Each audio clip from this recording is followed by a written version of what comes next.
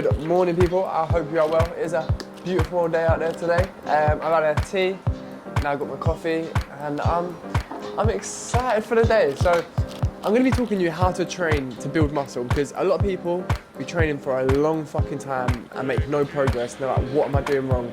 I see people around them getting bigger, people around them making more progress than them.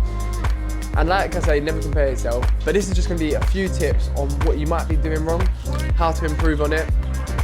And like the other videos I've seen on YouTube trying to explain these things, they just make it so overwhelming for someone who just wants that information. They're like using these crazy words, getting into the deep science of it.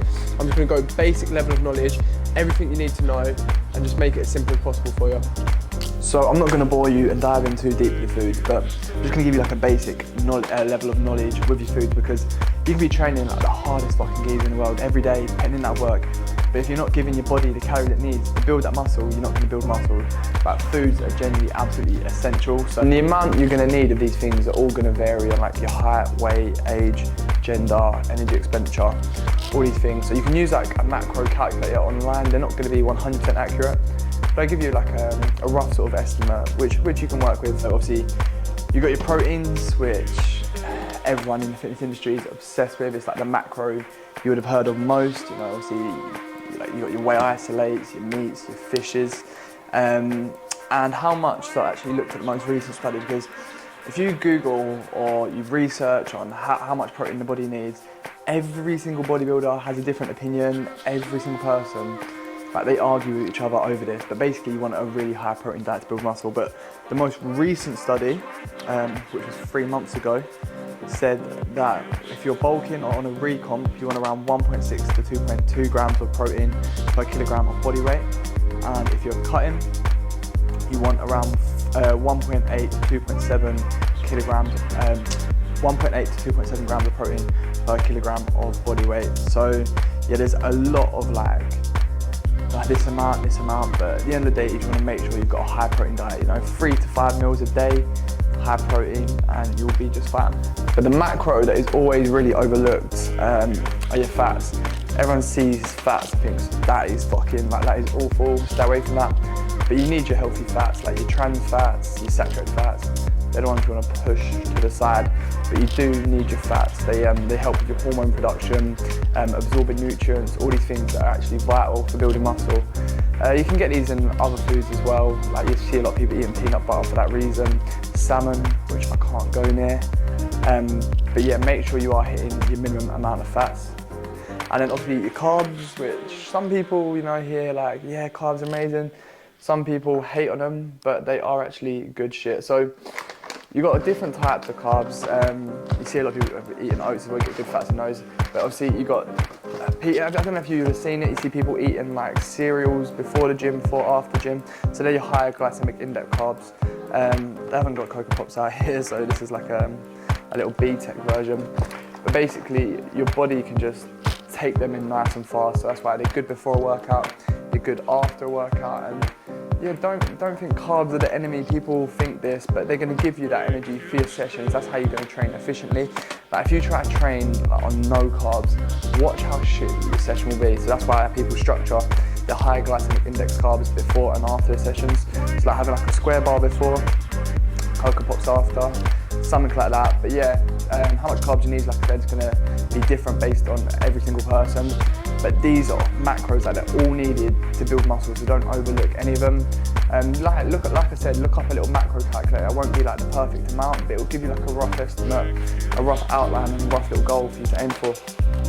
So my brain tends to do this thing, and if I hear a word that I don't know or it confuses me, I just feel overwhelmed and stop listening, and I don't want you to do that. So I'm going to keep everything baseline level of knowledge, and you can ignore these 3 words which I'm going to use, but just remember what they mean, and I'll give you some examples so you can remember it. Yes, people, so we're at the gym now. I'm going to talk you through all the bits that I was mentioning. I got fucking another energy drink. I had 2 coffees before I left, because I thought, I don't want to get an energy drink. And I got it, and I just looked at it, and it looked fresh, it looked me in the eyes, so now I've had more caffeine than ever.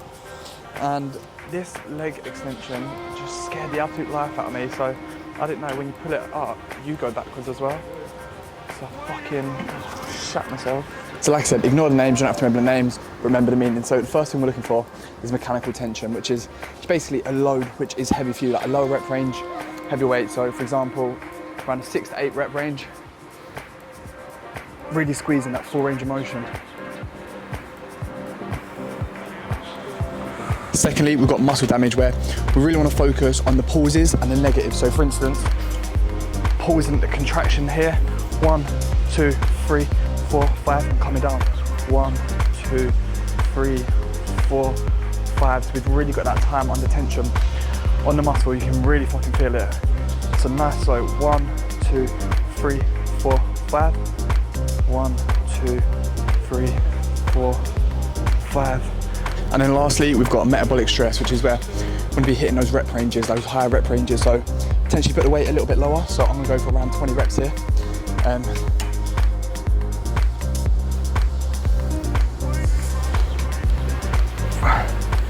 But just because it's a higher rep range doesn't mean we just start going like, you know, we like want to control the reps always.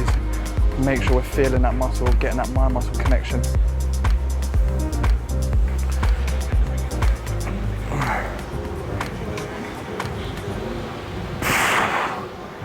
It starts to burn, that's the feeling you want.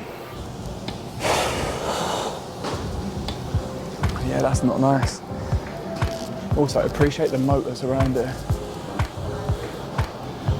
It's like a G-Wagon, a Lambo, Rolls Royces or something. What is your number one tip to building muscle? Well, I think it's all about progressive overload. Progressive overload in your training, in your mindset, in your food, in your supplements. So always try to beat yourself, always try to improve, always try to be better every day. If you have this mindset of progressive overload, for sure you're gonna build muscle, man. But don't stay in the same place, man. Einstein used to say, if you keep doing the same thing all the time, you're gonna reach the same place. So that's it, man. Always progressive overload. Thank you, brother. Thank you. As you can see, there's 3 completely different rep ranges, 3 completely different styles of training, and you want to be hitting all these styles of training in order to build that muscle. And that's why people, you know, you hear like, fuck the 4x12 kind of thing. Everyone hates that, and that's for that reason.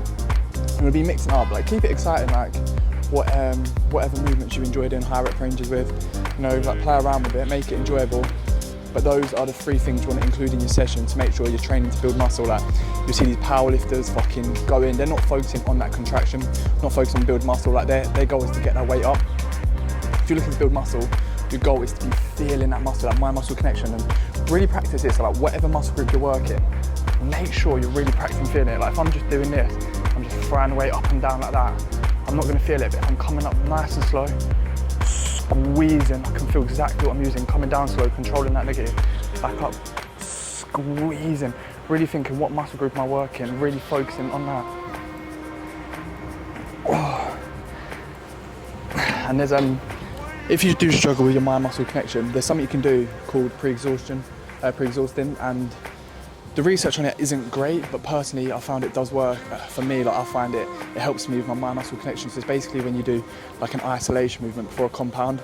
So say you're training chest, like smashing out some flies, getting the blood flow there, getting a good pump, and then when you move on to like your bench press, you can really feel it. You can actually feel the muscle you're working. I thought I'd ask the one geezer, like pretty similar size to myself, his advice, and that was fucking incredible advice, to be fair. What an absolute legend. But thank you all so much for watching. I hope you enjoyed it, and if you've got any questions or any videos you'd like to see, let me know.